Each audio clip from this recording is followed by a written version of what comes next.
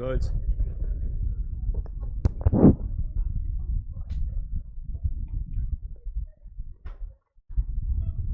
So yes, कल अपन ने types of bank start किया था. फैन बंद करना है. Yes or no? And उसमें I guess we completed the first type of bank, that is central bank, right? Okay. Now continuing with the other set of banks, that is other types of banks जो मैंने बोला था कि it is an important answer. Sir, where were you yesterday? Not feeling well में नहीं आने का. So कुछ भी वाहियात रीजन मत दो यार. मम्मी को, मेरी मम्मी को मैं बोलूंगा ना, मम्मा आज सर दुख रहा, मम्मी बोलेगी भाई कुछ मत कर, 2-4 दिन आराम कर ले. Mothers are that ways only. Mothers के सामने इतना कुछ करो तो उनको बहुत. ये कितने दिन के बाद आई? कल आई थी पक्का? दरवाजा बंद कर बेटा.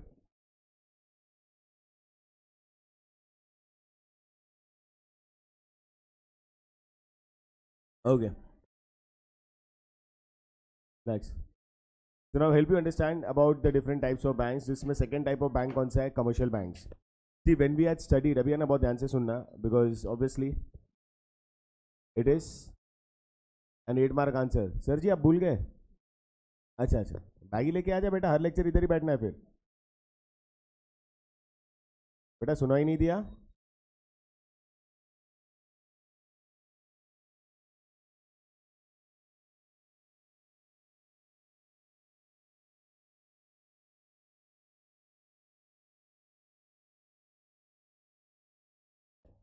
तो या what I was saying, एक दिन का स्वागत ही करना मेरे को. हो गया ना, 1 महीने के ऊपर हो गया, फिर भी यार you are not have been habituated to come on time यार. Come on guys. सो हाँ, what I said about central banks कि भाई अगर मेरे को और आपको बैंकिंग सर्विसेज चाहिए तो central bank is not going to help us. So if you are intending to take some banking services, so for you you have commercial banks. मतलब commercial banks को फॉर्म ही उसी पर्पस के लिए किया गया, they can give commercial banking services to the customers and people like us. तो ये commercial banks को they have classified it into 3, that is private, public and foreign banks. Now when I say private banks means इसकी ownership is with the private sector. When I say public banks, the ownership is with the government, at least majority ownership or stake is with the government. And foreign banks means those banks which have been incorporated in some other country but they have their banking operations in India. Wapis, what I said is there are 3 types of commercial banks, all of them into similar servicing. Okay, इसमें सबसे पहला है private sector banks. मतलब private sector means there are people like you and me who have decided to give out banking services, okay, as a part of private sector. तो मैं और तुम भी सोच सकते हो फ्यूचर में कि यार हम लोग को भी बैंकिंग सर्विसेज देना है, we are wanting to operate as a bank. So we all will come under what? We'll all come under the private sector. Similarly, government also decided, मतलब यार उनको लगा कि बैंकिंग सर्विसेज को अपने कस्टमर्स के लिए कमर्शियल सर्विसेज देना है, तो the ownership here, at least the majority stake is with the government. Okay, and we have also allowed the foreign banks to come and operate in India. Foreign banks to come and operate in India means, on time please, these banks have been registered and incorporated in some other country but they have their operations in India. Means उनके branches को अपन ने allow किया कि अपन India में भी उसको बोल सकते हैं कि भाई तुम ऑपरेट करो. बरोबर है? अच्छा, any examples to private sector bank? I guess दिख रहा है यहाँ पे. इसमें से कौन सी बैंक प्राइवेट सेक्टर है? HDFC is a private sector bank, yes or no? Right, one of the, if not, no, not one of the, it is the largest private sector bank. Okay, as far as market capitalization, branches की अगर बात करें, madam please come on time. आ जाओ, चला गए, imagine ना करिए. ओके, तो ओ बेटा ओ, इधर हॉट सीट खाली है, अभी नेक्स्ट 2 ही आने वाला है यहाँ पे. ठीक है ना, तेरे को पूछ नहीं रहा हूँ, बता रहा हूँ, परमिशन नहीं ले रहा हूँ sir. So what I said, yeah, the largest private sector bank in India is HDFC. Okay, बाकी अगर देखोगे कैन बैंक है, एसबीआई है, बैंक ऑफ बड़ौदा है, ये तीनों क्या है, they are all PSUs, that is PSBs, that is public sector banks. Okay, you guys have any example to foreign banks operating in India? नहीं, मैं ना बोलूंगा, मैं बताऊंगा उसको कहाँ पे अपने को डालना है. Yes, JP Morgan is not a bank. Anyone? उसको नहीं पता है, मेरे को पूछ. अच्छा, क्वेश्चन पूछ रही है. Okay, the question is, you have any examples to foreign banks operating in India? No one? इतने गए गुजरे नहीं हो यार तुम लोग. Good one. HSBC, Hong Kong Shanghai Banking Corporation, Yes Bank, Citi Bank, yes, good example. और कोई? बुक में देख के नहीं बोलेंगे, खुद का दिमाग लगाएंगे. What is wrong with you both, please. BOFA सुना है? Bank of America, Deutsch bank, Barclays? नहीं, ये सब नहीं सुना है. बैंक ऑफ जापान, HSBC तो सुना ही रहेगा यार. RBS, Royal Bank of Scotland, ये सब इंडिया में एग्जिस्ट करती है. They have their branches in India. Okay, समझा? एंड गाइज, ऐसा नहीं होगा like if you have Indian banks which are operating in foreign countries, तो they will not be considered as foreign banks for us. उनके लिए foreign banks है, अपने लिए वो लोकल बैंक्स ही है. समझा? They have their operations in foreign countries, great, but as I said what, that these banks are not foreign banks for us. They are all local banks. Foreign banks for us would be those banks which have been incorporated in some other country. Okay, and they have operations in India. Okay, now see, यहाँ पे दिखा है commercial banks playing a very crucial part for the country's economic and social development. Yes or no? They are performing the primary functions. ये primary and secondary functions जो है हम लोग को आगे पढ़ना ही है, so I'm not going deep into it. Okay, these commercial banks have been divided into three, that is private, public, and foreign banks. Yes or no? These banks are providing financial advice and they facilitate international trade by offering foreign exchange services. Now I'm not going to again explain you what are foreign exchange services. Everyone knows that. बरोबर है? एक दो lights कम कर देना. Okay, सी, यही तीनों है, public sector banks, private sector banks and foreign sector banks. Okay, just read it through, बस बस चलेगा. एवरीवन, अच्छा वो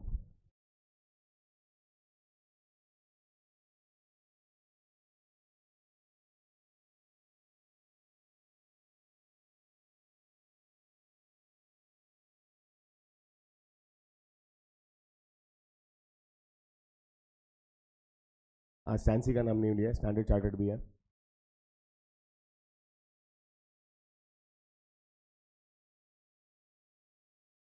एग्जाम्पल्स है ना गाइस, बहुत सारे. You need to write only 1 or 2 examples in your exam. ज़्यादा एग्जाम्पल्स मत लिखना.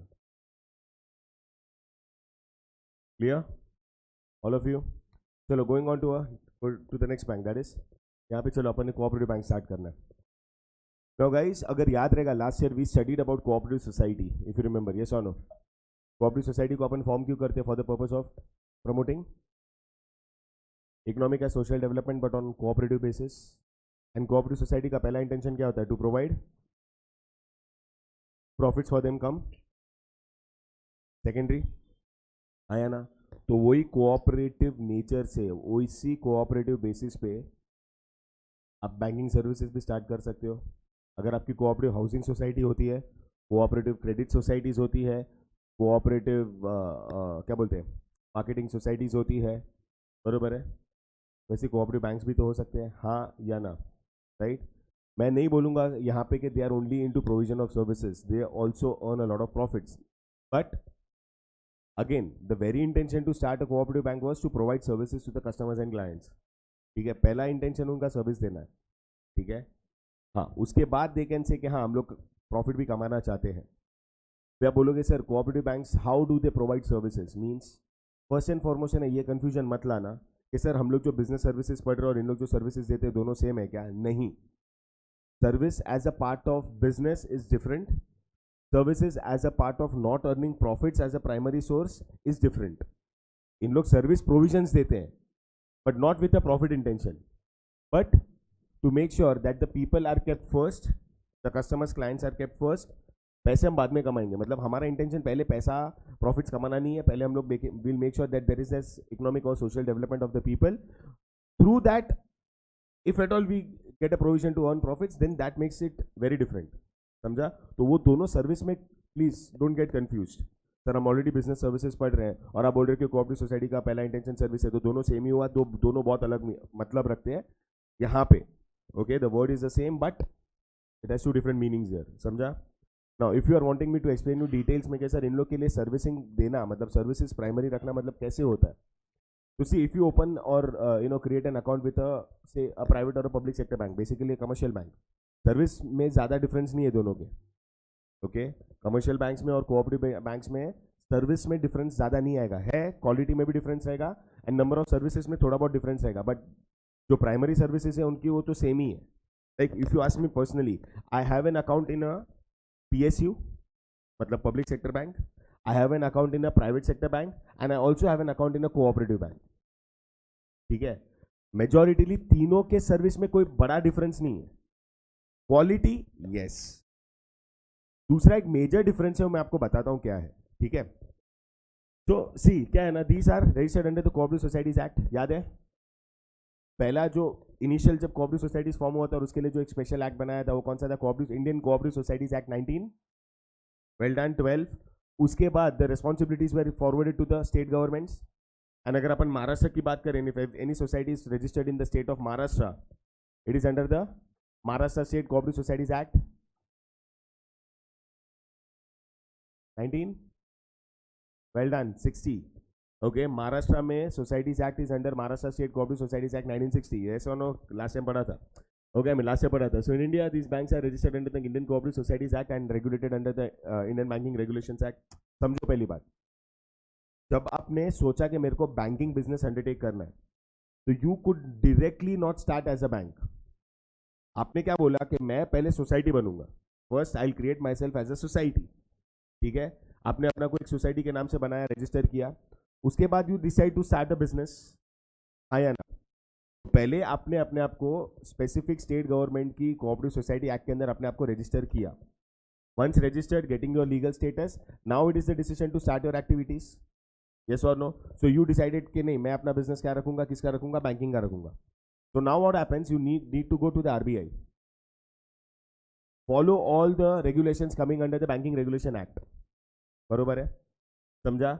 मतलब होता क्या है मालूम है, एक तरह से बेटर हो जाता है, एक तरह से बेटर हो जाता है in the sense you are now under the provisions and control of two different acts, बोलो या टू डिफरेंट बोलते ना एक लेजिस्लेटिव ये क्या बोलते हैं, रेगुलेशंस के अंदर आ जाते हो।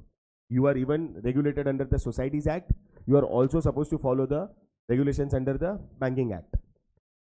इन जनरल में मैं आपको बताता हूँ, आप बोलते हो कि नहीं सर हम लोग को डायरेक्टली एक बैंक बनना है and we are wanting to get ourselves registered under the banking regulation act, नहीं कर सकते। First you have to form yourself as an business organisation, क्योंकि अल्टीमेटली बिजनेस है ना।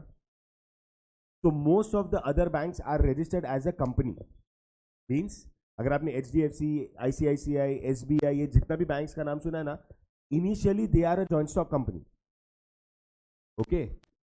Then they have decided to undertake their set of activities as a banking business, so then they get themselves registered under the Banking Regulation Act। समझा कि नहीं समझा?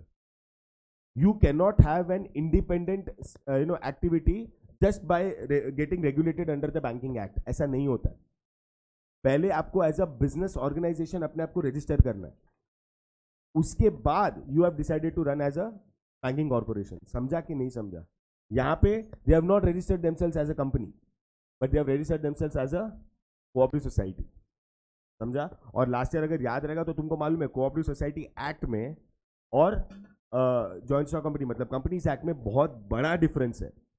दोनों के functioning में, रेगुलेशंस में, प्रोविजंस में बहुत डिफरेंस है, पता है कि नहीं पता है? ओके, तो यहाँ पे as I said you are wanting to run as a bank, but what happens is you have first got yourself registered as a cooperative society, समझा? Okay, now they are prevalent in semi-urban and rural areas with their primary focus on providing services or credit to the economically disadvantaged farmers, industrialists, small scale units, etc. Additionally cooperative banks are also offering service, like यही वो जो उनकी primary services है, कौन सा, savings and loan and financial assistance which is specifically tailored for the needs of those people who may not be comfortable from taking services from the commercial banks. समझा? और अपने को पहले ही पता है कि पहला intention as a society you are wanting to provide services. इसके लिए मैं आपको बता रहा हूँ ना डिफरेंस क्या है. डिफरेंस इज सपोजेटली मेरा एक अकाउंट है with a cooperative bank and I am having an account with a commercial bank. तो जैसे अगर मैं पैसे दोनों अकाउंट में अगर डिपॉजिट करता हूँ तो the interest what I earn is comparatively higher when it comes to cooperative society. क्योंकि मैंने क्या बोला, पहला इंटेंशन क्या है, पहले आप सर्विस प्रोवाइड करो. तो सर्विस प्रोवाइड करना means you are compromising somewhere with your profits as a bank. थोड़ा उन लोग प्रॉफिट कम कमा के अपने सर्विसेज बेटर देना चाहते हैं. Better in the sense not in quality terms but in monetary terms अपने कस्टमर्स को. Supposedly if I am earning 3.5% rate of interest on a cooperative bank, same account अगर मैं सेविंग्स अकाउंट ओपन कर रहा हूँ खुद के नाम पे, तो वो कमर्शियल बैंक मेरे को 3.25 या 3.20% रेट ऑफ इंटरेस्ट देगा. So that difference of 0.25 या 0.30% or maybe 0.5% is my benefit as an account holder of a cooperative society or a cooperative bank. समझा? All of you. उल्टा करो, लोन लेने जाऊंगा ना, the rate of interest charged by a cooperative bank is comparatively lesser than the interest charged by a commercial bank. समझा difference? मतलब that is again my part of services that are being provided to me as a cooperative bank account holder. समझा? All of you. चलो अभी इसमें भी ना guys 3 types है. पहला है प्राइमरी क्रेडिट सोसाइटीज, दूसरा है district central cooperative banks and तीसरा है स्टेट बैंक्स. सी क्या है? Primary credit societies, district central and state cooperatives. मैं बताता हूँ तीनों में डिफरेंस क्या है. When I talk about primary credit societies, मतलब ये तो एकदम बेसिक लेवल पे, एकदम बेसिक लेवल पे होते हैं. They may not have more than 1 or 2 branches. एक तो रहेगा ऑब्वियसली, दूसरे से तीसरा ब्रांच भी नहीं होगा. Specifically focusing on a particular area and providing credit facilities as a primary as a primary set of service to the people of the nearby areas. Okay, मैं भी बोल रहा हूं इसकी आपको दूसरी या तीसरी ब्रांच भी नहीं मिलेगी. And these banks have a lot of support from the district central या state cooperatives. मतलब इन लोग ने कहीं ना कहीं इनके फंडिंग में, क्या इन लोग ने इनके फंडिंग में बहुत हेल्प किया है. किसने? District central and state cooperatives. समझ में आ रहा है? एकदम उसी एरिया के, लोकल एरिया के लोगों को अगर मेरे को प्राइमरी सर्विसेज देना है, प्राइमरी मतलब क्या रहेगा? Accepting deposits and granting loans. Don't expect extraordinary hi fi services और अदर सेट ऑफ सर्विसेज जो बैंक्स, दूसरी कमर्शियल बैंक्स या other set of banks are providing. ये सब नहीं होगा. बेसिक सर्विसेज सी लिखा है उधर क्या.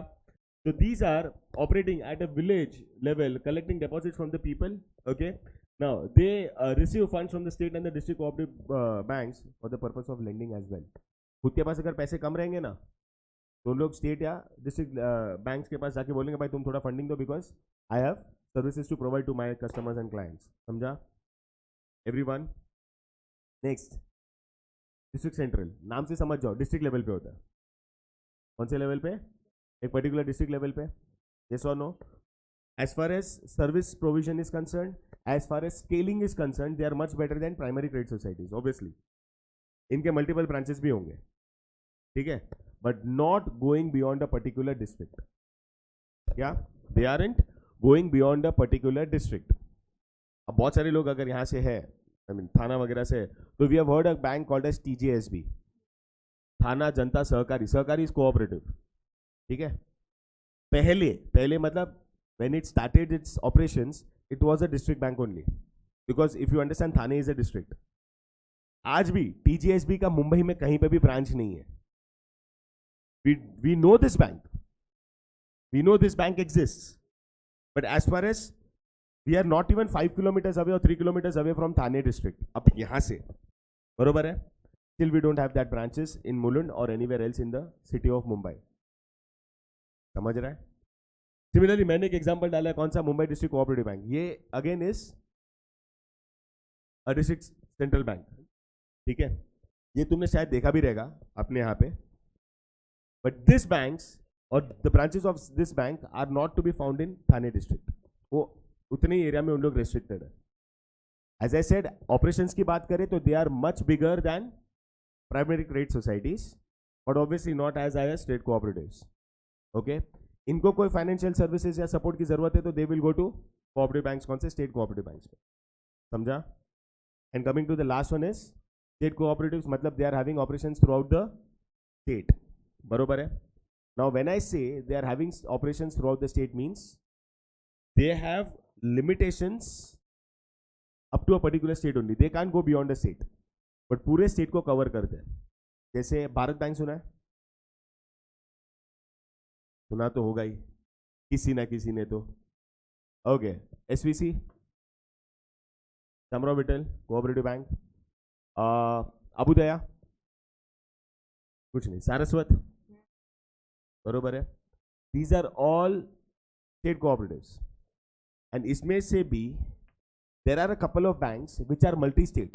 Multi-state means they have operations in multiple states. Bharat Bank multi-state, SVC multi-state.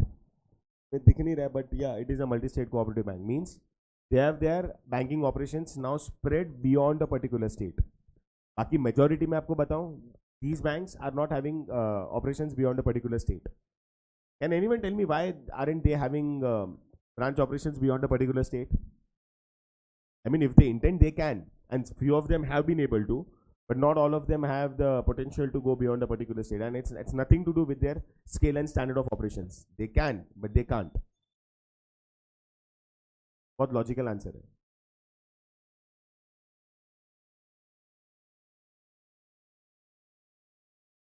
तो नहीं पता है, सुनना इधर बात करना. Not necessary to always murmur your answers. बोल क्या आंसर था तेरा?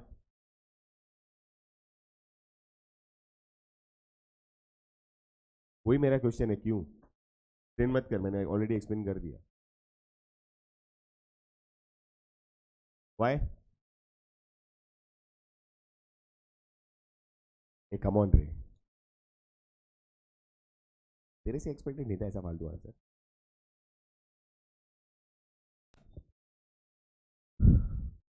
Good morning. उठ गया तू? राइट. अंदा है, बोल.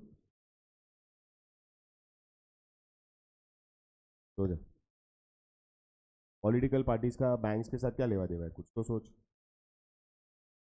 What is political system to do with this?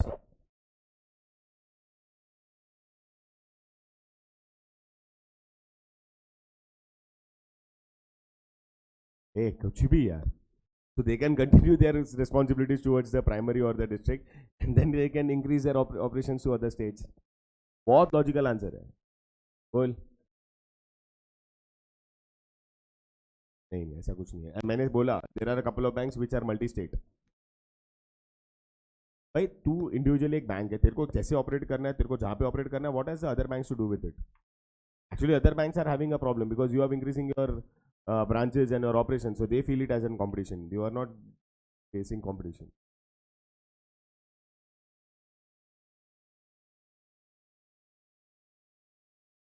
भाई धंधा कर रहा है, स्टेट के साथ क्या लेवा देवा बे? गवर्नमेंट का इसके साथ क्या लेवा देवा? तो दूसरी स्टेट्स का भी तो फायदा होगा. एनीवेज आंसर सिमिलर ही था जो मैं तुमको पहले समझाया था. गाइस लास्ट ईयर का बात है. Every state has its own cooperative act.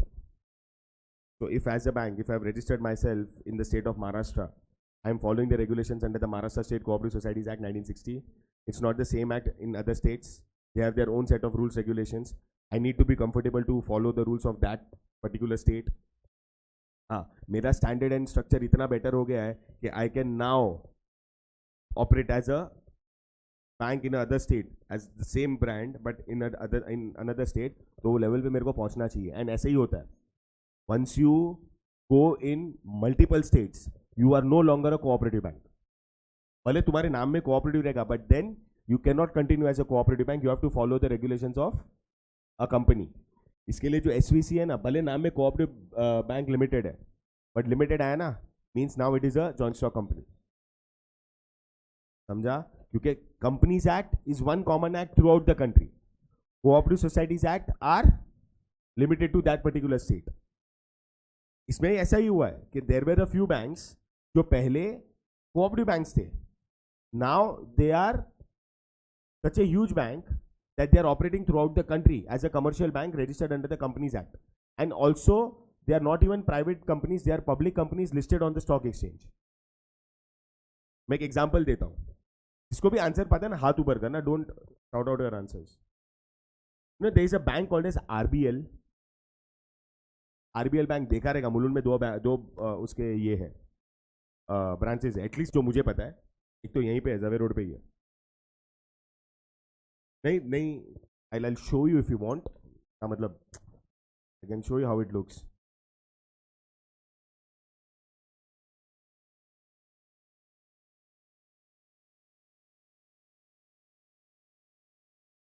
दिख रहा है?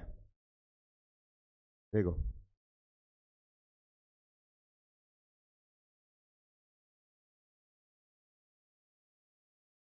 दिख रहा है?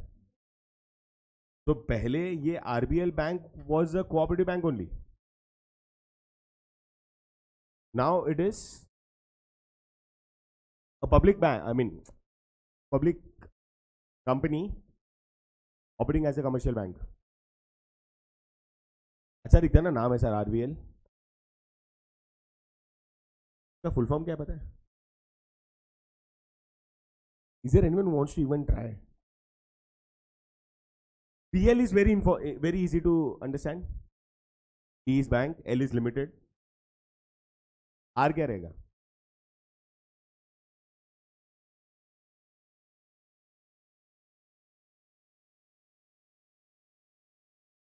हमें ऐसे ही नाम होते हैं ना. Anyone?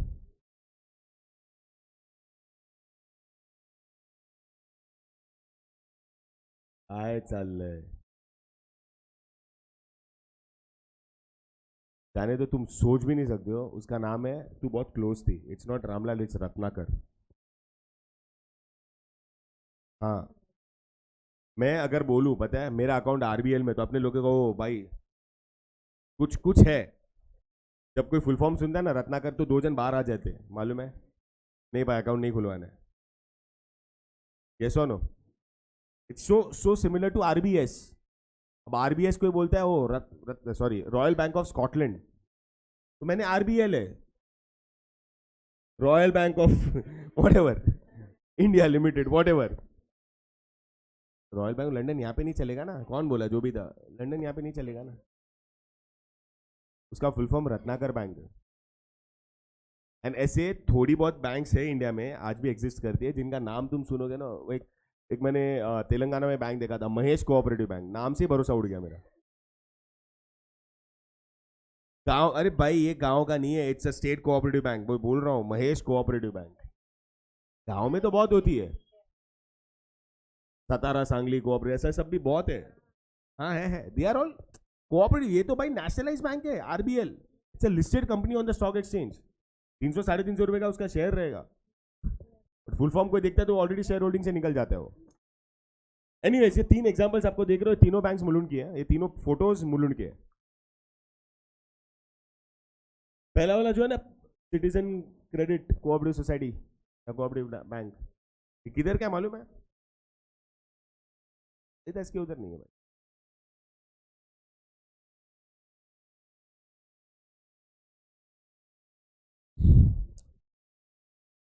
सेंट मेरीज में कितने लोग थे? कोई भी नहीं? कोई भी नहीं था सेंट मेरीज में? आईएस में? मेरीज वाली है तेरे स्कूल के सामने एग्जैक्ट है, damn opposite to your school. And it's not just open today, it's been there since last what 10-15 years. But I'm opposite. Saidham में, लिटरली साईदाम में ये 4-5 गाले का बैंक है. मुंबई बैंक भी है. If I can guide you, कहाँ पे मैं बताता हूँ. कोठारी पता है? उसके सामने एक छोटा पतला गली जाता है टूवर्ड स्टेशन. तो just when you are about to enter that area where you take a left, just पहले उसके लेफ्ट हैंड साइड में ये है Mumbai bank. And you know why is this bank so famous with people? जिनके घर पे आज भी वो सिलेंडर्स है ना, गैस के सिलेंडर्स. तो इफ यू नो, जब अगर आप गैस सिलेंडर बुक करवाते हो, you pay some money and government is giving you some subsidy back. मतलब आपको तभी 1000-1200 रुपया बोलेंगे भरने के लिए, बट बिकॉज गवर्नमेंट बोलता है कि अगर आप 5 सिलेंडर्स अगर साल में मंगवाते हो अप टू 5, तो I give you some subsidies, beyond that obviously you are not going to get the subsidy. तो 4-5 जो भी आप मंगा रहे हो उसके ऊपर जो सब्सिडी जो रिटर्न आता है गवर्नमेंट से, वो मुंबई बैंक में जमा होता है अगर आपके पास अकाउंट होगा। सेकेंड, पहले जो बीएसटी वाले थे ना, उनका account was in central bank, RBI नहीं, central bank of India is also a commercial bank, okay, central bank करके एक बैंक है, उसमें था। Now they have shifted their account to Mumbai bank. तो उस हिसाब से ना this is a very stable bank, because इसमें 2 बड़े मेजर गवर्नमेंट के अकाउंट्स है, एक बीएसटी वालों का और एक महानगर गैस वालों का। महानगर गैस नहीं, सॉरी, ये एचपी या बीपी जो भी है, जो आपको गैस सिलेंडर्स देते हैं, ठीक है, ये भी यहीं पे है। मेंसा वालों का भी अकाउंट इसमें ही है, एसपीसी में, यहीं पे है, आरएचबी रोड पे, ठीक है। तीनों ये they are actual pictures of the, क्या बोल रही है बेटा, इधर ही है, not even 5 minutes walking from here. Manish है ना, Manish is on this side, this is on this side, okay.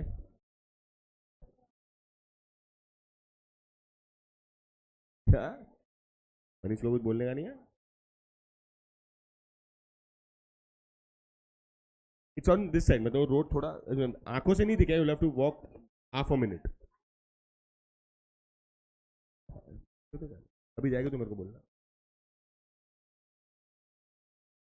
अरे भाई तू क्यों टेंशन ले रही है, लेके गए तो ऑब्वियस समझ जाने का, the message is clear, the message is clear. मैंने कभी ना बोला ही नहीं है, सॉरी, मैं कभी नहीं करता, I am man of my words, जो बोलूंगा वो पूरा करूंगा, कभी जाना है बोल देना। तुम लोग लेक्चर्स कितने बजे तक है? परफेक्ट, डन, डन डील, मैं बोल रहा हूँ डन डील, मैंने अभी ना बोला। वो मनीष का एग्जांपल लिया, यू नो मनीष का ओनर कहाँ पे रहता है? मनीष, ये तो बढ़िया था, मेरे को लगा जोपरपट्टी में रहता है। जोपरपट्टी में झोपड़ी होता है। रिलैक्स, उसका ओनर कहां से बिलोंग करता पता है? वाह, एक मत बोल तू, मेरे को लगा भारत से, जाने दो बाद में भाई, भाई ये बहुत सेंसिटिव है रे। चलो नेक्स्ट, इंडस्ट्रियल डेवलपमेंट बैंक्स, या you can even call them as industrial banks. पता है ये बैंक्स के कैसे फंक्शंस, फंडामेंटल्स?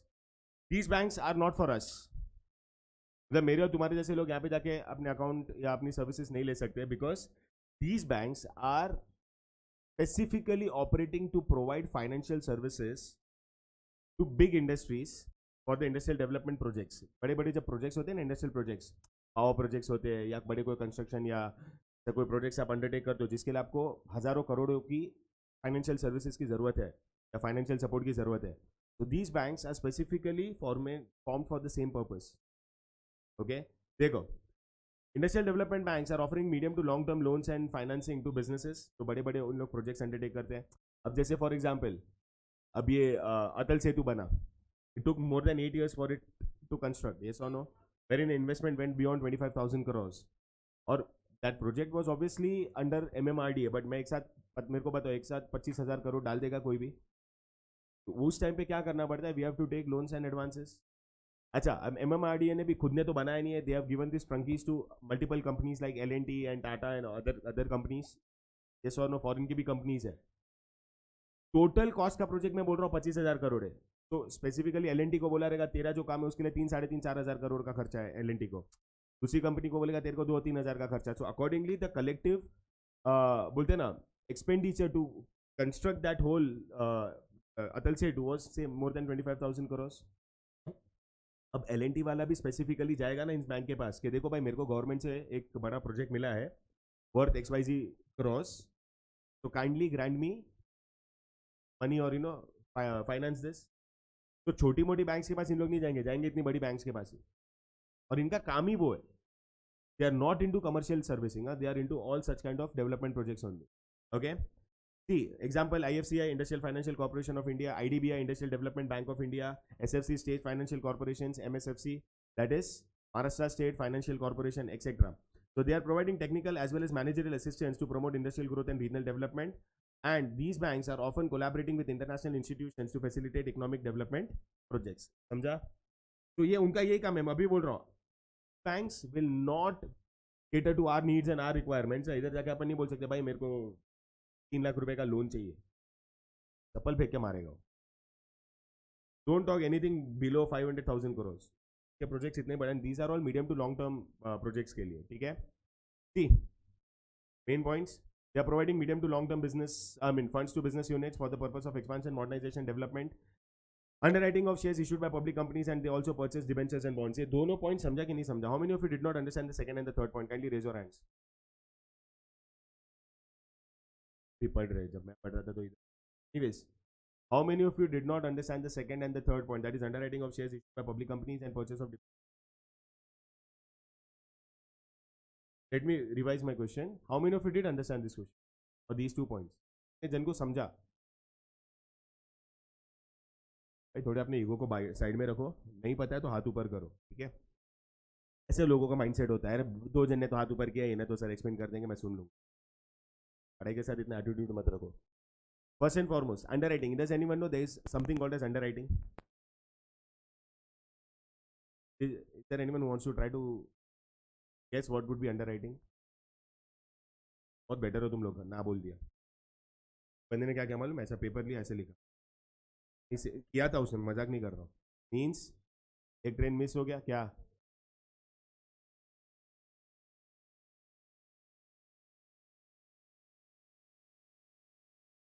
लेट ही उठी ना?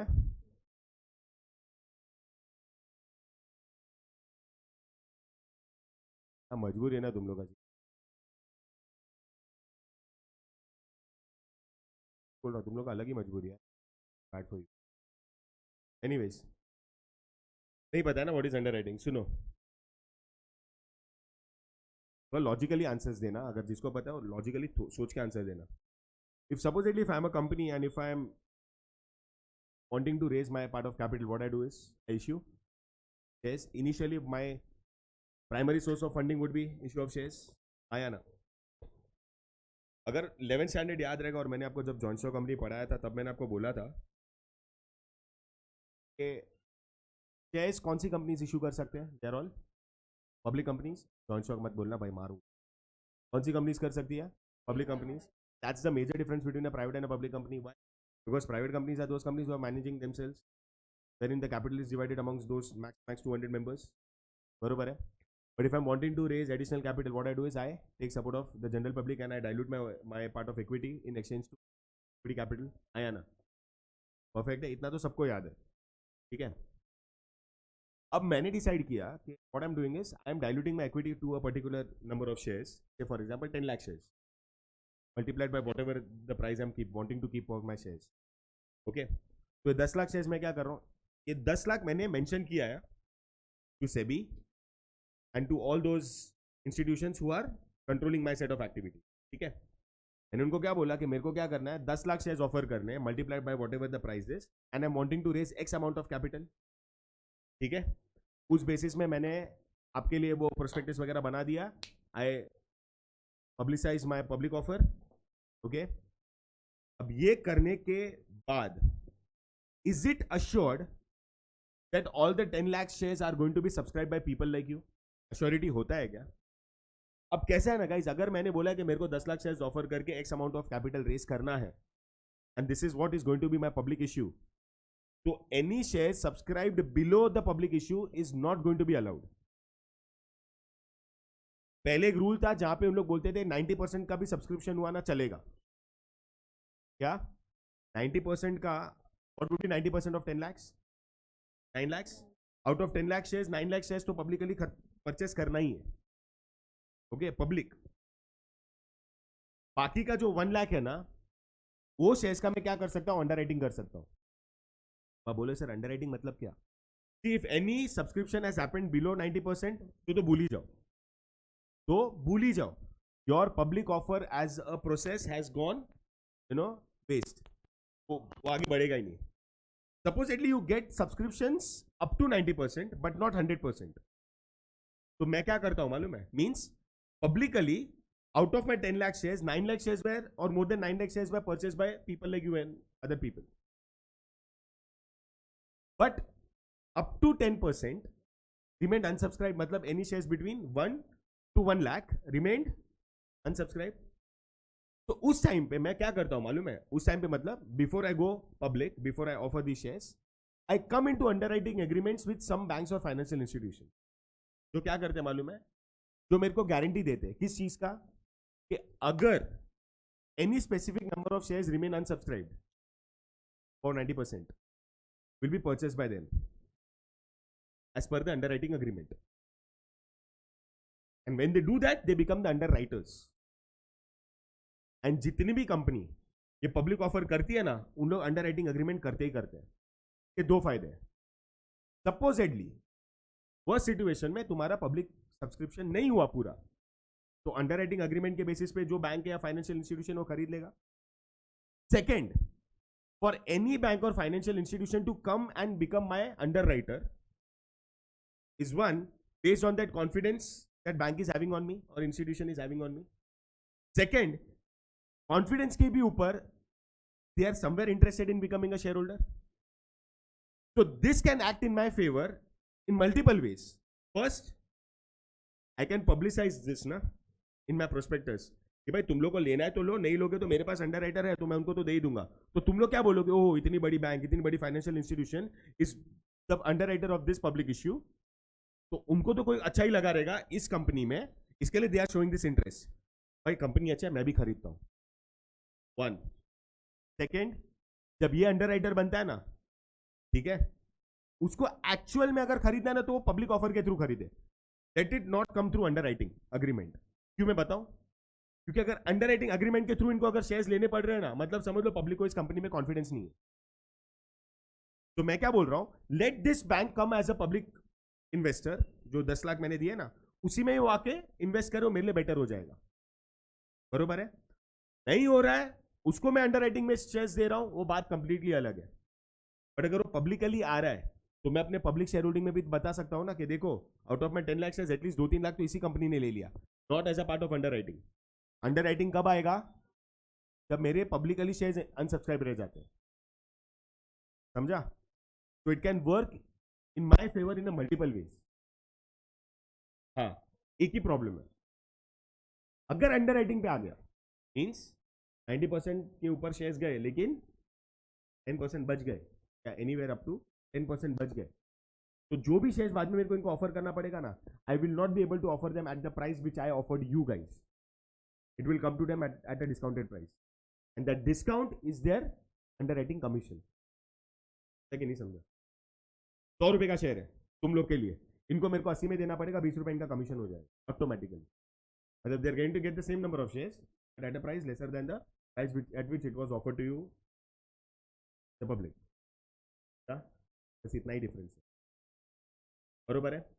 Now they are also purchasing debentures and bonds. How many of you know what are debentures and bonds? How many of you know? Bonds पता होगा? None of you? तो अगर guys imagine करो, मैं अभी उधर ड्रॉ नहीं कर रहा हूं, खाली इमेजिन करो, अगर मैं एक कंपनी हूं, I have 2 major sources of capital. 2 major sources. One is called as my own capital, the other is called as my borrowed capital. तुमको चाहिए ना, मैं बताता हूं. ओके,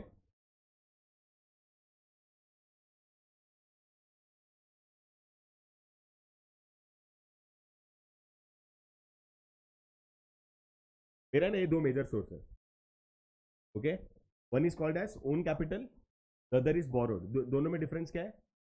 यहां से जो भी मैं पैसा रेज करूंगा ना, I will consider it as my own capital. क्या करूंगा मैं? I will consider it as my own. मेरा है पैसा, तो मेरे को जैसा ट्रीट करना है, जैसा यूज करना मैं करेगा. I also have an option of raising borrowed capital. Borrowed means पैसा मिलेगा, कैपिटल रेज करूंगा, but I borrowed it means I can never consider it as my own capital. One point of time पे मेरे को इसको return करना ही. Clear हो रहा है? Okay, now if I am starting myself as a company, first I will have to take these options. These nahi, I'll have to take this option. ये सब बाद में आता है, 1 2 ये बाद में आएगा. Okay okay. Once I feel I have satisfied myself with own capital, but I need additional capital, then I can start borrowing. Okay. And borrowed capital का सबसे मेजर सोर्स क्या है? डिबेंचर, एंड दूसरा है, ठीक है, क्योंकि ये दोनों है ना लॉन्ग टर्म कैपिटल है. There is deposits, there is loans and finance, loans and advances और credit from the financial institutions, ADR, ये तुमको इससे लेवा देवा नहीं है.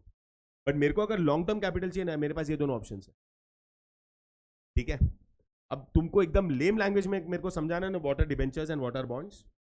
It is the same like shares. अगर मैं शेयर को डिफाइन करूंगा तो मैं क्या बोलूंगा? Share means the smallest unit of the total share capital of the company. बरोबर है. अगर मैं शेयर कैपिटल, ओन कैपिटल की बात कर रहा हूं, ओन कैपिटल का one of the major source है शेयर्स. तो शेयर्स में भी अगर इक्विटी या प्रेफरेंस जिसमें भी बात करूं तो मैं क्या बोलूंगा कि वो पूरे के पूरे इक्विटी कैपिटल का जो स्मॉलेस्ट यूनिट है उसको मैं शेयर बोलूंगा. प्रेफरेंस शेयर्स में भी क्या बोलूंगा? The smallest unit of the total preference share capital is a preference share. बरोबर है. वैसे ही बोरोड कैपिटल में debentures become the debenture becomes the smallest unit of the total debenture capital. Okay. अभी भी आप बोलोगे सर लेकिन वैसे डिबेंचर्स होते क्या है? मैं सिंपल बोलता हूं, शेयर्स क्या होते हैं? शेयर मतलब हिस्सा होता है out of the total own capital. वैसे ही बोरोड कैपिटल का एक फॉर्म जो तुम रेस कर रहे हो वो बनेगा डिबेंचर कैपिटल, और उसका स्मॉलेस्ट यूनिट डिबेंचर होगा. जैसे अगर आप शेयर खरीदो तो आपको रिटर्न्स में क्या मिलता है? शेयर सर्टिफिकेट मिलेगा एज ए डॉक्यूमेंट्री प्रूफ. यहां पे आपको डिबेंचर सर्टिफिकेट मिलेगा. और ये डिबेंचर सर्टिफिकेट क्या डिनोट करता है? कि मैंने आपसे उधार पे पैसा लिया है जो मैं आपको एक पॉइंट ऑफ टाइम के बाद रिटर्न करने वाला हूं. समझा कि नहीं समझा? I have raised borrowed capital as a part of my capital requirement and I'm going to return it back to you at a point of time. समझा? बॉन्ड वैसे भी अपन समझते हैं, bond is kind of an agreement. यहाँ पे company और मतलब मैं कंपनी और मेरा तुम्हारे साथ एक बॉन्ड बना है. किस चीज का बॉन्ड? कि मैं आपको देता हूँ bond certificate against the money that I have taken from you. It's a bond, it's an agreement. बरोबर है. And based on that agreement we have come in contacts. मैं आपसे इतना पैसा ले रहा हूँ at this rate of interest to be repaid at this time and you become the creditor of my company. और उसमें बाकी सारे टर्म्स एंड कंडीशंस होते हैं वो सर्टिफिकेट पे. समझा? ओके. अब पॉइंट क्या था? इंडस्ट्रियल डेवलपमेंट बैंक से बात कर रहे थे. तो इन लोग क्या करते हैं मालूम है? इन लोग है ना डिबेंचर्स और बॉन्ड्स में इन्वेस्ट करते. If as a company I am wanting borrowed capital and I am ready to issue debentures and bonds. अभी मैं ना थोड़ा डिटेल में समझाता हूं, समझेगा तो बहुत अच्छा, नहीं समझेगा तो फॉरगेट इट. ठीक है. एज अ कंपनी मैं पहला सोर्स ऑफ कैपिटल मेरा यही था. Once I am done with this option I decide to go to these options. इधर है ना, मैं तुमको एकदम लेम लैंग्वेज में समझाऊं. देखो मेरे को कुछ खरीदने का, मेरे पास कितना 70 रुपया है. ठीक है. But if I need more money, सुनना 20 रुपया देना. मतलब ये क्या था? This is my source of. जब कम पड़ा तो इन वेरी लेम लैंग्वेज. बरोबर है. पहले अपन अपनी जेब में हाथ डालते हैं, जब पूरा नहीं होता तब बाजू वाले के जेब में हाथ डालते हैं. यस और नो? हाँ या ना? ओके. अभी as an investor there are two types of people with mindset. Regards to mindset, there is one type of investors who are wanting to invest in this only. They are not interested in investing in a company as this. Okay? And there are one type of investors who are only wanting to invest in a company like this, maybe not this. अब मैं आपको समझाता हूं दोनों में difference क्या है. इसमें कैसा है मालूम है? If you are investing in a company as a shareholder, ये जाने दो, ये नहीं है, रिटेन अर्निंग्स को माइनस करो. As a shareholder, everyone know shareholders are the owners. तो जिसको कंपनी में ओनरशिप चाहिए, ओके, उन लोग शेयर्स में इन्वेस्ट करते. ठीक है. There are some people who are not wanting any ownership. They are wanting to invest in the company for certain benefits that they are going to derive via this instruments. अब यहां पे जो benefits है ना, obviously यहां पे वो benefits नहीं है. उल्टा यहां पे जो बेनिफिट्स है वो यहां पे नहीं है. ओके. जाने तो किसकी क्या बेनिफिट्स है, मैं दो चीजें ही बोलूंगा, that will make it very clear. Suppose when it comes to the returns, you understand what are returns? Returns on investment. Company के पास पैसा है या नहीं है। अच्छा, इतना तो पता है ना कि अगर यहां पे अपन बोले तो यहां पे जो भी लोग हैं दे आर बिकमिंग क्रेडिटर्स, यहां पे दे आर बिकमिंग ओनर्स, बरोबर है। This is borrowed capital, debt है, उधार है। उधार पे क्या देना पड़ता है, क्या देना पड़ता है, इंटरेस्ट। शेयरहोल्डर्स को क्या मिलता है, रिटर्न्स में क्या मिलता है, बरोबर है। इतना तुमको मालूम है तो और एक चीज पता होनी चाहिए कि अगर कंपनी बोलता है कि मैं डिविडेंड दे रहा हूं, डिविडेंड कब दे पाएगा, only and only when the company has, if the company does not have profits dividend मिलेगा। अब समझ रहा प्रॉब्लम किधर है, यू हैव इन्वेस्टेड, दोनों में पैसा नहीं है कंपनी के पास, सफिशिएंट प्रॉफिट्स नहीं है, तो इधर रिटर्न्स मिलेगा, इन्वेस्ट किया लेकिन रिटर्न्स कुछ मिल नहीं रहा है।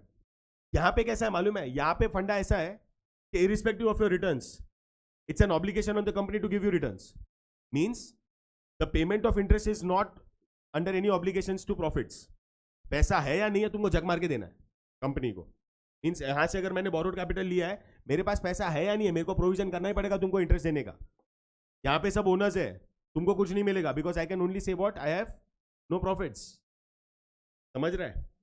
सेकेंड, समझो एक ऐसा पॉइंट ऑफ टाइम आता है जहां पे कंपनी बोलता है I am discontinuing my activities, मेरे को मेरा बिजनेस धंधा बंद करना है। ओके, अब होगा क्या, जब बिजनेस धंधा तुम बोल रहे हो मेरे को बंद करना है, तो you start with your liquidation of assets, बरोबर है। जो भी पैसा तुम रिकवर कर पाए उसमें जब आप रीपेमेंट कर रहे हो, ऑब्वियसली क्योंकि company is an non existing business, I mean as an entity, जो भी खुद का था वो सब उसको क्या करना पड़ेगा, लिक्विडेट करना पड़ेगा। And when it comes to liquidation, the first priority for the repayment of money और capital is to one two, मतलब पहला debenture holders, second bond holders. ये पूरा हो जाएगा ना, उसके बाद अगर शायद पैसा बचा तो इनको मिलेगा, मतलब उसमें भी पहले इनको बाद में इनको। एंड मैं बताऊं, ये तक भी तुम्हारे पास नहीं है पूरा देने के लिए, वो भी थोड़ा बहुत है, यहाँ पे होता है, दे दो इनको, कि नहीं बचेगा। मीन्स यहाँ पे क्या मालूम है, there is more risk associated, but risk किसके अगेंस्ट है, ओनरशिप के अगेंस्ट है। देयर आर कॉशियस इन्वेस्टर्स, वो क्या बोलेंगे, भाई मेरे को ओनरशिप से कोई लेवा देवा नहीं, I am just want assurity with my capital and I am wanting my fix returns every year. So there are two different mindset of people.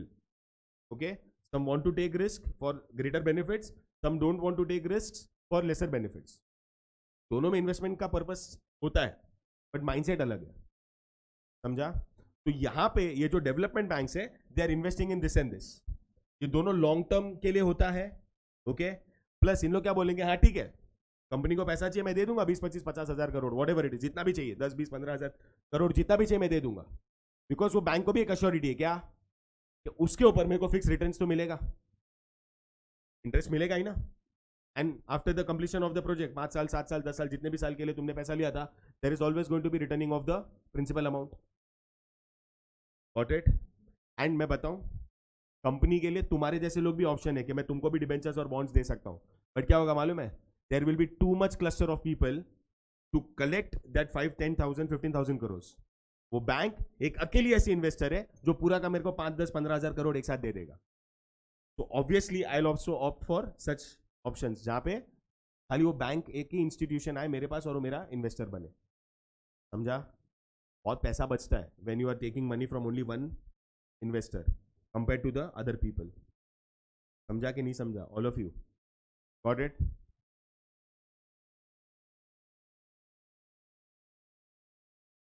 चलो नेक्स्ट, एक्सचेंज बैंक्स, नाम से समझ जाओ। These are foreign banks who have established their operations in our country, providing ये सारी services. Again मेरे और तुम्हारे जैसे लोग हैं ना, रेयरली ऐसा होगा कि वी विल हैव ऑपरेशंस और we will have services to take from exchange bank, because ये स्पेसिफिकली किसके लिए मालूम है, इधर they are for businesses who are having foreign transactions, या फिर there are people who are NRIs. Okay, so whenever they are visiting India, they will have an bank account in that foreign country जिसकी branch India में है। जब इसने बोला ना, तूने कौन सा एग्जांपल दिया था मैडम, वो बाद में करा तेरा ये क्रिएटिव कतार बैंक, बरोबर है। तुम बोलते मैक्सिमम ये एक्सचेंज बैंक्स कहाँ पे है, यूगो टाउन, कोलाबा, या फिर चर्च गेट, या फिर बीकेसी। ये 3-4 जगहों पे ना मैक्सिमम एक्सचेंज बैंक्स है, क्योंकि ये वो हब्स है जहां पे मैक्सिमम एनआरआईज आपको दिखेंगे। यहाँ पे भी अपने घर पे भी आ सकते हैं, ना नहीं है, बट उनके maximum branches, see there is Citi bank, there is bank of America, there is Deutsche, ये सब वो बैंक्स है ना जिनके multiple branches all over the world है। बट ये जो कतार बैंक है उसका एक आध ही एक्सचेंज बैंक का एक बोलते हैं ना ब्रांच होगा मुंबई में। तो you reside wherever you want, but वो एक ही बैंक रहेगा, एक ही जगह पे रहेगा, तो यू हैव टू गो। समझ रहा है मैं क्या बोल रहा हूँ? एंड इंडिविजुअली भी लोग जाते हैं, एज अ बिजनेस भी जाते हैं। मैं बताता हूँ example. Suppose if I have invested as an Indian only, I have invested in any company in a foreign country, okay, ठीक है, मैंने वहां पे इन्वेस्ट किया हुआ है। अब वो कंपनी या जहां पे भी मैंने इन्वेस्ट किया है वो मेरे को रिटर्न्स दे रहा है, इंटरेस्ट हो या डिविडेंड हो। The interest and dividend paid by that company would be in which currency? In their own local currency. मेरे को यहां पे उसका कुछ मतलब है? वो दिराम देगा, मैं क्या करूं इधर dirham? Will I be able to have any form of transaction with dirhams, dinars या दिराम्स जो भी है? तो मैं क्या करता हूँ मालूम है, जब मैं वहाँ पे इन्वेस्ट करता हूँ ना, तो मैंने कतार बैंक में या ये दुबई का बैंक में किसी बैंक में एक अकाउंट ओपन किया, ठीक है, और मैंने क्या बोला उन कंपनीज को, whenever you are going to give me returns, it is going to be transferred in this particular account of this particular exchange bank, बरोबर है? तो उधर तो दिनाज में आ जाएगा। यहाँ पे भी मैं जाऊंगा उस बैंक में तो दिखेगा दिनाज में या दिराम्स में, पर जब मैं बोलूंगा ना मेरे को विड्रॉ करके दो, it would be exchange and given to me in Indian rupees. Same ways आज मेरे को इन्वेस्ट करना है, तो मैं यहाँ तो जेब से मैं डिपॉजिट करूंगा इंडियन रुपीस, वो ऑटोमेटिकली कन्वर्ट करेगा उसको दिराम्स या दिनाज में, और फिर वहां के ब्रोकर को मैं बोलूंगा चल अभी देख वो अकाउंट में मेरे पैसे पड़े इतने दिनाज या दिराम्स, अभी तू बाय कर। One purpose. सेकेंड, मेरा नॉर्मल बिजनेस ट्रांजैक्शन है यार, वहां का कोई मेरा क्लाइंट है, उसको मेरे को पेमेंट्स करना है, उससे पेमेंट्स रिसीव करना है, एक्सचेंज ही होगा, यस और नो? बिल्स ऑफ एक्सचेंज तो तुमने पढ़ा ही है, बिल्स ऑफ एक्सचेंज को भी रियलाइज करने के लिए मेरे को लगेगा, हाँ या ना? बरोबर है। अंडर राइटिंग भी होता है, यस और नो? अच्छा, एक और जगह पे बहुत काम आता है, पता है? फैमिली वाले मेंबर्स फॉरेन कंट्रीज में जाते हैं, वहां पे रहते हैं, वहां पे पढ़ाई करते हैं, तभी भी काम आएगा। कितने time I have seen students who are in foreign countries जहाँ पे स्पेसिफिक होते हैं, जैसे यूरोज या डॉलर्स नहीं चलते, जहाँ पे स्पेसिफिक करेंसीज चलता है, तो उन्होंने उधर के लोकल बैंक्स के थ्रू क्या किया है, इधर के एक्सचेंज बैंक के में अकाउंट ओपन करके दे आर मॉनिटरी ट्रांजेक्शन, हाँ या ना? समझा? सी कितने सारे उन लोग सर्विसेज देते हैं, foreign exchange, international banking, NRI banking, foreign currency loans, importers and exporters के लिए तो बेस्ट होता है, बिकॉज उनका तो ट्रेड ट्रांजेक्शन ही है। रेमिटेंसेज मतलब रेमिटेंस बोला ना, इंटरेस्ट या डिविडेंड इनकम है, या कुछ रेंट वेंट पे करना है, या कुछ भी इंश्योरेंस प्रीमियम पे करना है, तो all those things, okay. Purchase and sales contracts, forward contracts होते हैं, अब ये तुमको डिटेलिंग में बाद में फ्यूचर में समझ ही जाएगा, ओके। क्रॉस करेंसी मतलब पता है क्या होता है? क्रॉस करेंसी दुनिया में आज भी there is only one currency जिसके थ्रू आप एक्सचेंज करते हो, यूएसडी, यस और नो? आज अपन बोलते हैं ना एक दिराम का 70 रुपया, या एक ऑस्ट्रेलियन डॉलर का 60 रुपया, एक सिंगापुरियन डॉलर का 55 रुपीज है, ये कैसे डिसाइड होता है? It is Indian rupee, okay, against American dollar, बरोबर, this is one transaction. Singaporean dollar against American dollar, उसके एक्सचेंज के थ्रू इंडियन करेंसी में कितना सिंगापुरियन डॉलर होता है वो डिसाइड होता है। मतलब है ना, maximum countries of the world are not wanting this, because इधर भी वर्ल्ड ट्रांजैक्शन होता है ना, उसका फायदा यूएस को होता है, बिकॉज सब अपना कमीशन रखते हैं। पता है ना, बाइंग एंड सेलिंग रेट अलग होता है। आज मैं बोलता हूँ मेरे को यूएसडी लेने जाना है, वो बोलेगा 85 रुपीज 85 पैसा खरीदने के लिए, और मैं बोलूंगा मेरे पास है डॉलर्स मेरे को बेचना है, वो बोलेगा 84 रुपीज सम पैसा। ये जो बीच का डिफरेंस होता है दैट इज द कमीशन। तो ये मेरे और अमेरिका के बीच में हो रहा है और दोनों साइड पे कमीशन हो रहा है, दैट इज ओके। बट मेरे और सिंगापुर में अगर कोई ट्रांजेक्शन हो रहा है तो मेरे और सिंगापुर का बेनिफिट होना चाहिए ना। इधर जब मैं एक्सचेंज कर रहा हूं तो दैट इज वाया यूएसडी, और वो वहां से एक्सचेंज कर रहा है that is also via USD, तो यूएसडी को दोनों जगह से फायदा हो रहा है ना।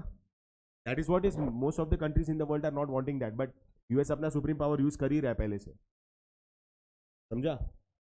मैं वही बोल रहा हूँ, जब क्रॉस करेंसीज करना रहता है तभी भी ये एक्सचेंज बैंक्स काम आते हैं, okay. Next, interest rate swaps. You know what are interest rate swaps? बहुत सारे लोग हैं ना, मैं वही बोल रहा हूँ, ऊपर वाला मैंने तुमको पता है ऑप्शन दिया था ओन एंड बोरोड कैपिटल का, तो वहाँ पे जिनको ऐसा इंटरेस्ट रेट्स में इंटरेस्ट रहता है तो उन लोग क्या फिक्स इनकम के लिए इन्वेस्ट करते हैं। अभी कैसे अलग अलग कंट्रीज में अलग अलग रेट ऑफ इंटरेस्ट चलता है, येस और नो। तो क्या करते हैं मालूम है, एक जगह पे इन्वेस्ट करते हैं with one particular rate of interest that they are going to receive, बरोबर है।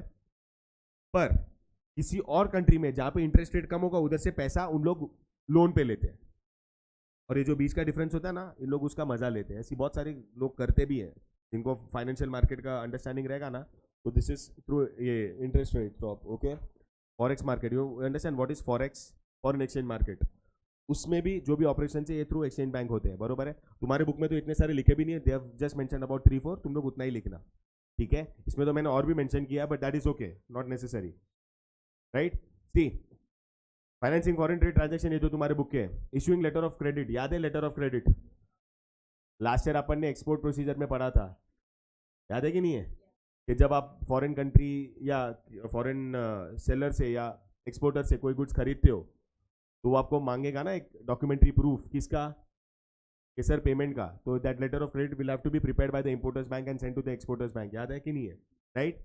डिस्काउंटिंग बिल्स ऑफ एक्सचेंज यहाँ पे भी होता है, ये तो मेरे को बोलने का जरूरत नहीं है, and remittance of interest and dividend, बोला ना कि अगर तुमने किसी फॉरेन कंट्री में कहीं पे भी इन्वेस्ट किया और वहां से अगर आपको इंटरेस्ट एंड डिविडेंड आ रहा है तो ये एक्सचेंज बैंक में क्या हो जाएगा, जमा हो जाएगा, तुम अपने आप पे ले सकते हो, राइट।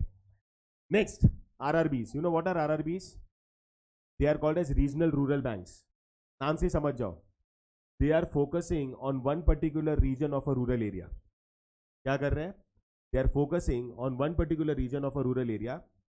इनका ज्यादा कोई ऐसी कमर्शियल बैंकिंग सर्विसेज नहीं है, बस they are wanting to promote the banking services for the people of the rural area, और जहां पे उन लोगों को बैंकिंग सर्विसेज की, बेसिक बैंकिंग सर्विसेज की जरूरत है ना, उनको को पूरा करते हैं।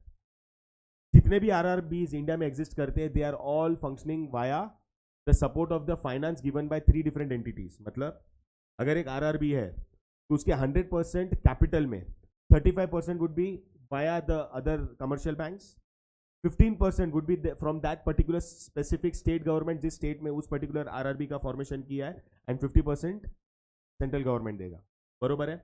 फर्स्ट आरआरबी इंडिया में 1975 में एस्टैब्लिश हुआ था मुरादाबाद यूपी में, नाम तो कुछ भलता ही था उसका, वट एवर, बट वो स्टार्ट हुआ था first RRB in India. Okay, तो देखो उन लोग क्या बोलते हैं, they are gathering deposits mainly from the rural and the semi urban people, and that money is extended as loan and advances to the small agriculturist and marginal farmers, बरोबर है, या मे be labourers. Plus they are also playing a very important role for financial इनकल्शन and rural development, because ये rural areas के लोगों का ना ज्यादा banking services पे भरोसा नहीं होता, ओके। एंड दूसरी कमर्शियल बैंक्स है ना रूरल एरियाज में फोकस नहीं करती, बिकॉज उतना इनकम उन लोग जनरेट नहीं कर पाते। सिंपल है, why are we opening bank accounts in urban areas, because अपना खाली डिपॉजिट्स और लोन्स का नहीं होता रिक्वायरमेंट, अपने को मल्टीपल अदर सर्विसेज की जरूरत पड़ती है। Maybe at your age you may not understand this, but थोड़े बड़े हो जाओगे ना तो you will understand there are so many different set of services that are provided by the banks beyond the primary services. तो हम लोग को वो सर्विसेज चाहिए ना, that's why we are opting for commercial banks, और उतना पैसा हम उनको देते हैं वो सर्विसेज का। ये छोटे मोटे लोग जो रूरल एरियाज को होते हैं उनको ये सब सर्विसेज की जरूरत ही नहीं है, तो why will they take services from commercial banks, and why will even commercial banks be interested in providing services to these people, because वो waste है। तो वहां के लोगों की स्पेसिफिक नीड्स को अंडरस्टैंड करते हुए आरआरबीज ने अपने अपने आप को फॉर्म किया, समझा, right. Okay, next is what, savings bank means, यहां पे ना आपको बाकी की सर्विसेज नहीं है, but these banks have been formed to develop this one habit amongst the people of India, that is that savings, बरोबर है। बाकी कुछ मत करो, बाकी दूसरी सर्विसेज यहाँ पे आप एक्सपेक्ट मत करो, बट यहाँ पे आपको मैक्सिमम या मेजर सर्विस क्या है, they are going to provide you with the option of trying to save your money, and बाकी बैंक्स के कंपैरिजन में यहाँ पे आपको इंटरेस्ट ज्यादा मिलता है, और वो सिंपल रीजन है, वाई, बिकॉज ये आपको दूसरी सर्विसेज नहीं दे रहा, and because they are not giving you other set of services, they may not charge money, so you are getting better rate of interest. Commercial banks का problem क्या है, because they are giving you other set of services, तो they are reducing the interest, समझा कि नहीं समझा। ये commercial banks वैसा, आई मीन ये सेविंग्स बैंक वैसा नहीं करते। इंडिया में one of the biggest saving bank कौन सा है मालूम है, one of the biggest saving banks, आप लोग में से भी बहुत सारे घर वालों ने उसकी सर्विसेज ली है, कौन सी मालूम है, पोस्ट ऑफिस में। तो पता है कि नहीं पता है, but post offices also provide you financial services, और उनकी सबसे बड़ी फाइनेंशियल सर्विस क्या मालूम है? To help you open a saving account. वहां पे कुछ नहीं होगा, हर महीने 2 महीने ना लोग जाते हैं पैसा जमा करते हैं, एंड यहाँ पे ना पोस्टल सेविंग्स में you are getting interest rates beyond 5.56%। जो नॉर्मल कमर्शियल बैंक 3-3.5% मैक्स देता है ना, यहाँ पे आपको 5.5-6% भी मिलता है। But again what I am trying to tell you is you will not get any other service. और एक और कंडीशन होता है कि इन लोग बोलते हैं कि अगर आप पोस्टल सेविंग्स ले रहे हो and if the post offices are committing you से 5.56%, तो that is under a condition कि आप एटलीस्ट वो पैसा जो आप डिपॉजिट कर रहे हो you are not going to withdraw for at least 1 year. Long term ही रहता है, it's not an FD, please mind you, FD नहीं हो, फिक्स डिपॉजिट नहीं है, ठीक है? मैं 3-4 साल से पैसे जमा कर रहा हूं, तो पहले दूसरे तीसरे साल में जो पैसे जमा किए रहेंगे that I will be able to withdraw whenever I want. और अगर मैंने करंट में पैसा डाला है, ठीक है, तो वो पैसा मेरे को एक स्पेसिफिक टेन्योर तक रखना ही पड़ेगा, उसके बाद ही वो ऑपरेशनल हो जाएगा, बरोबर है? बट बियॉन्ड दैट मैंने क्या बोला, I am getting more than 5.56% rate of interest which is very high compare to the normal savings account में जो आपको इंटरेस्ट मिलता है इन कमर्शियल बैंक्स, बरोबर है? राइट? अगेन ये पोस्टल सर्विसेज भी आपको पता है कि नहीं पता है, I tell you. Postal services या पोस्टल बैंक्स आपके पोस्ट ऑफिसेस में मिलेगा, बरोबर है? But as a matter of fact, I don't know about you guys, आपको पता है कि नहीं पता है, but India is the largest postal service of the world. पता है कि नहीं पता? India is the largest postal service in the world, having more than 1,55,000 post offices in India. We have more than 1,55,000 post offices in India, और उसमें भी है ना 90% से ज्यादा post offices are in rural areas, क्योंकि back then as a part of communication postal services ही चलता था। Am I clear? समझा? तो ये जो सर्विस है ना पोस्टल सेविंग्स वाला, it is specifically, not specifically, even we can do it in Mulund as well, Mumbai में भी, बट वहां के लोगों के अंदर ये सेविंग्स हैबिट डेवलप करने के लिए इन लोग ने ये सर्विस स्टार्ट किया, okay? And there are many rural people who have open their savings account in postal banks, okay? आते थे, अभी भी आते हैं, हाँ, ऑब्वियसली, बिकॉज ये रूरल एरियाज में है ना, आई मीन अर्बन एरियाज में ना, रूरल एरियाज में अभी भी यूपीआई वगैरह नहीं मिलता, तो वहां पे दे आर प्रमोटिंग देमसेल्व्स कि आप आओ पैसे जमा करो, 200-500 जितना आपको जमा करना है करो, you are getting better interest and money safe. हाँ हाँ मिलता है, एवरी मंथ जाते हैं लोग, इसके लिए उनको मालूम, okay? Next, investment banks. Guys industrial development banks और इनमें बहुत फर्क है, बहुत सारे लोग कंफ्यूज हो जाते हैं, नाम से ही समझ जाओ, इन लोग क्या करते हैं मालूम है? कंपनीज के बड़े बड़े प्रोजेक्ट्स में इन्वेस्ट करते हैं। इंडस्ट्रियल डेवलपमेंट बैंक्स क्या करते हैं? They are focusing on the development of a particular industry when they are wanting to undertake some projects. ये वो बैंक्स नहीं है। इन्वेस्टमेंट बैंक्स क्या करते हैं? जैसे अगर कोई भी कंपनी आता है with a public offer of shares या डिबेंचर्स या बॉन्ड्स, आईपीओस, उसमें इन्वेस्ट करता है, and again not as an underwriter, as a pure investor, क्या भाई मेरे को इन्वेस्ट करना है, बरोबर? और अच्छा खासा स्टेक उस ऑफर्स में, उन कंपनीज में इन लोग रख लेते हैं। Out of 10 lakh shares in लोग बोलेंगे 20% मेरे को दे तो 2 लाख मैं ही खरीदने वाला हूं, बरोबर है? समझा? और इनका पर्पस ही वो है कि इन लोग इन्वेस्ट इसके लिए करना चाहते हैं because of the expected greater returns. See, they are offering financial and advisory services, financial भी देते हैं और एडवाइजरी सर्विसेज भी देते हैं। एडवाइजरी मतलब, see there are many companies again who think नहीं यार मेरे को पब्लिक ऑफर करना है, मेरे को पैसे रेस करने हैं, मैं कौन से तरीके से करूं, तो ये investment banks, I mean they act as an advisor to these companies and they give their advisory services for the companies to take that and maybe take their decisions, okay? Specializing for mergers and acquisitions also. अच्छा, एक example देता हूँ। Suppose if I am a company and if I am intending to maybe come with a merger या may be I am intending to acquire any existing business. तुमने बहुत सुना रहेगा ना, इस कंपनी ने इस कंपनी को खरीद लिया, इस कंपनी ने इसके इस ब्रांड को खरीद लिया, मालूम है? क्या होता है? अब रिसेंट में एक हुआ लेकिन नहीं हुआ, वेरिन टाटा कंज्यूमर प्रोडक्ट्स करके जो कंपनी है, ठीक है, उन्होंने 21,500 करोड़ का ऑफर रखा था to purchase one brand from one company, that is to buy the Bisleri brand. Bisleri brand किसका है मालूम है ना? क्या है सर? बिस्लेरी तो खुद ही एक ब्रांड है ना, और उसका पेरेंट कंपनी कौन है? Well done, it is Parle. Parle का है बिस्लेरी. ठीक है, तो उनसे लेना था. एज तक पहुंच गया था deal at 21,500 crore if I am not wrong. But क्योंकि टाटा वाले के तो कितने सारे ये बॉटल वाटर के है ना, हिमालयन है, टाटा कॉपर है, ये सब उनके अलग अलग पानी, जो ये है ना क्या बोलते हैं, बॉटल वाटर या मिनरल वाटर, उनके अलग अलग उनके खुद के ब्रांड्स है. और इनका सबसे बड़ा कॉम्पिटिटर आज भी कौन है? बिस्लेरी ही है. ये सोनो, दुनिया में हजारों और कंपनीज है, लेकिन दिमाग में अपने बिस्लेरी ही चलता है. ये सोनो, so they wanted to do that. It came to a very very edge कि हाँ भाई अभी execute हो ही जाएगा, but I don't know what happened in the end and the deal was called off. तो सपोज ऐसा इंटेंशन रखता है टाटा का कंज्यूमर वाला, उसके पेरेंट कंपनी का नाम टाटा कंज्यूमर है, कि मेरे को ऐसा एक्विजिशन करना है या मर्जर करना है वॉट एवर, तो सच टाइप टाइम्स में ना ये सारी बैंक्स आपको एडवाइजरी सर्विसेज देते हैं कि how much feasible it would B, आपको कितने साल में ब्रेक इवन मिलेगा, कितने साल के बाद आप प्रॉफिटेबल हो जाओगे, वगैरह वगैरह. All these things are taken into consideration. कभी कभी मर्जर्स भी करते मालूम है ना, A brand with B brand और A company with B company and they are merging themselves. Yes और नो? कुछ एग्जांपल्स पता है आपको मर्जर्स के? पाप मैं यही बोलने वाला था and she give that best example. Jio and Hotstar recent में हुआ है. पहले वही हॉटस्टार वाले ने किसके साथ मर्ज किया था? Well done. समझा? मल्टी डॉलर मतलब मल्टी मिलियन डॉलर डील हुआ था. ओके, क्या सोनी वालों ने भी किया था? सोनी ने 10 स्पोर्ट्स के साथ किया, पिक्स के साथ किया, बरोबर है. ये सब मल्टी मिलियन डॉलर डील्स थे. तो ये सब ये टाइम पे जब तुम जाते हो ना, तो मर्जर्स वगैरह के लिए, एक्विजिशंस वगैरह के लिए, these banks are giving a lot of advisory services. बरोबर है, मैं मजाक नहीं कर रहा हूँ. अभी है ना, तुम लोग को थोड़ा अपना खुद का स्टैंडर्ड ऑफ इन्फॉर्मेशन बढ़ाना पड़ेगा.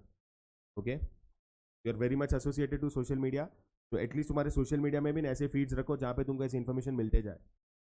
Okay, is life beyond other things. तो वो इन्फॉर्मेशन आपको बहुत काम आएगा when it comes to examples and understanding things. समझा? Right. Next, they are also helping you with what? They are also helping you with assisting for raising your capital through financial instruments like IPO and bond issues. बरोबर है. Next, specialise banks. नाम से समझ जाओ इनको special purpose के लिए form किया है. सबसे पहला कौन सा? एग्जिम. एग्जिम का फुल फॉर्म क्या है मालूम है ना? Export import bank of India. Again मेरे और तुम्हारे जैसे लोगों के लिए नहीं है, specifically for those people who are into foreign trade. बरोबर है. मुलुंड में एग्जिम बैंक का ब्रांच है, पता है किधर है? मुलुंड में एग्जिम बैंक का ब्रांच है? नहीं? बताओ. एलबीएस रोड लाइफस्टाइल जो बंद हो गया है, निर्मल लाइफस्टाइल मॉल जो था, अब निर्मल लाइफस्टाइल से लेके सिग्नल, जो पांडुप सिग्नल है ना, उसके बीच में एक बर्गर किंग है, अभी नया नया आया है. बर्गर किंग के ऊपर नाम देख लेना, एग्जिम लिखा रहेगा. Okay, next. Do I need to tell you anything about this? Last year पढ़ा था. Small industrial development bank of India formed on 2 April 1990 as an completely क्या बोलते हैं, not an completely, sorry, as an subsidiary of EXIM, हाँ sorry, subsidiary of IDBI. बरोबर है. Focus किसके ऊपर है? इन लोग का एमएसएमईज पे है. Trying to provide them financial and non financial services. Again मेरे और तुम्हारे जैसे लोगों के लिए नहीं है. ये भी तुमने पढ़ा है. Yes or no? Formed in 1982, July 12, under the NABARD Act of 1981, under the chairmanship of Shivraman. Yes or no? Right? काम क्या है इनका? Provision of financial and non-financial support to the two sectors. कौन सा? And समझा? Everyone, all types. पक्का? I'll give you 5 minutes.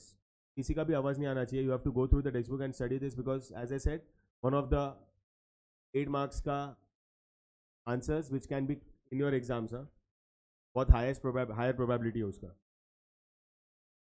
Quick.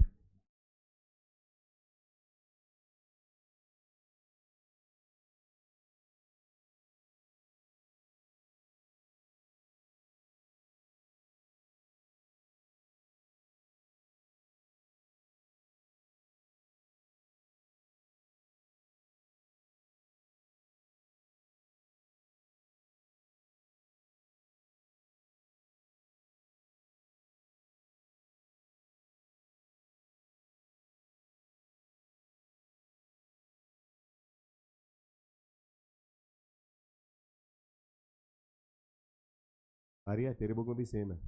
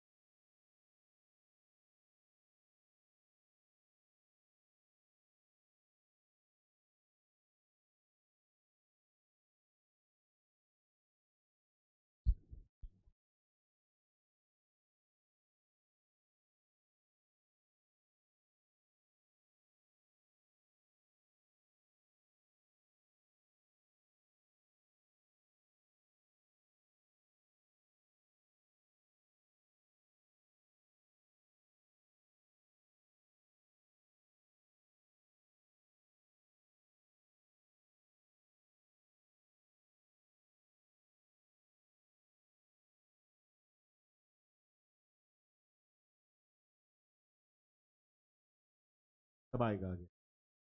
तब आएगा. Agency means when a bank becomes your agent and undertakes certain responsibilities on your behalf. And utility means there are some useful functions for which also we opt to take certain services. Example utility का एक देता हूँ locker. तो bank का वो एक utility function है. So one of the reasons why you may have opened an account is to even get the locker services. An agent मतलब बैंक तुम्हारा agent बन जाता है. जब आप यूपीआई करते हो तो यूपीआई में linked with your bank. So making a payment or your payment done by your bank as an agent.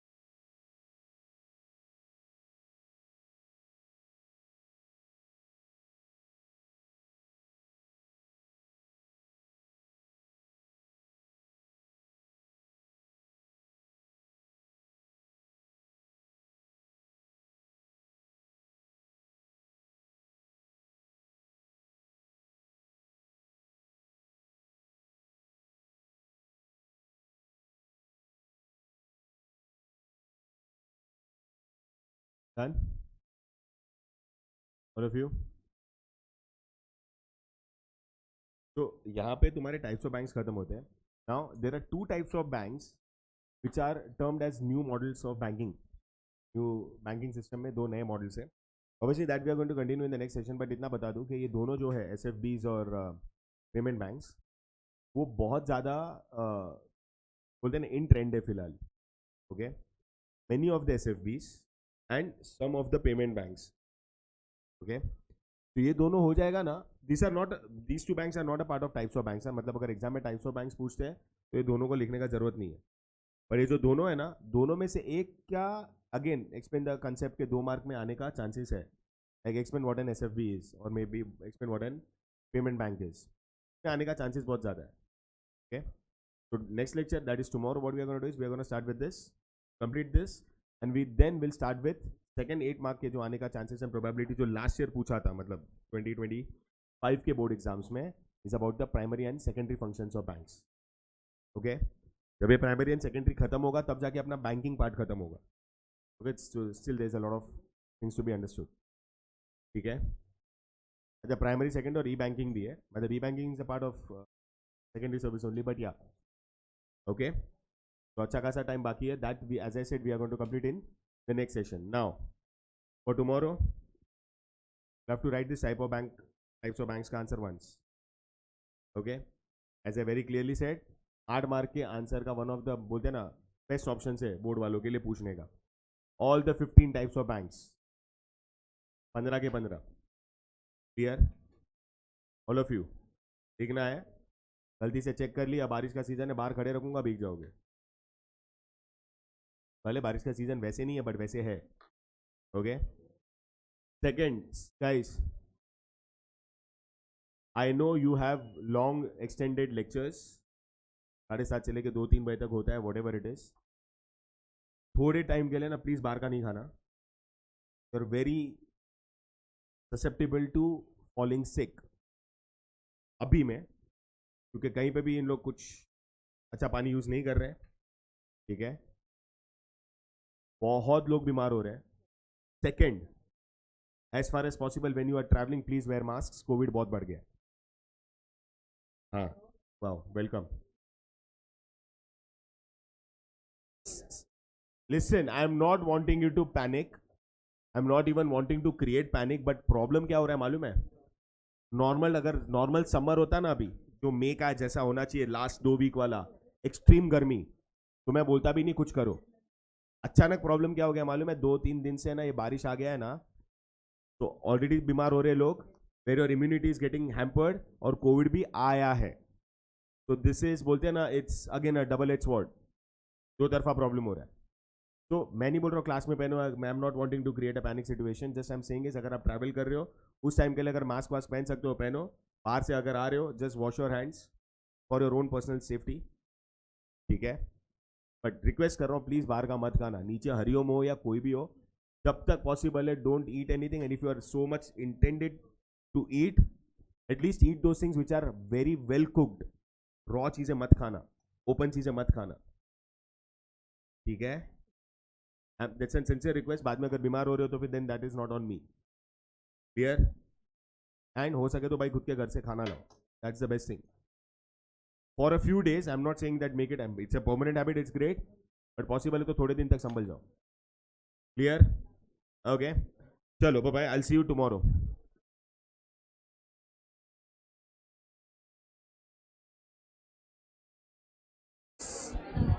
Hey, relax.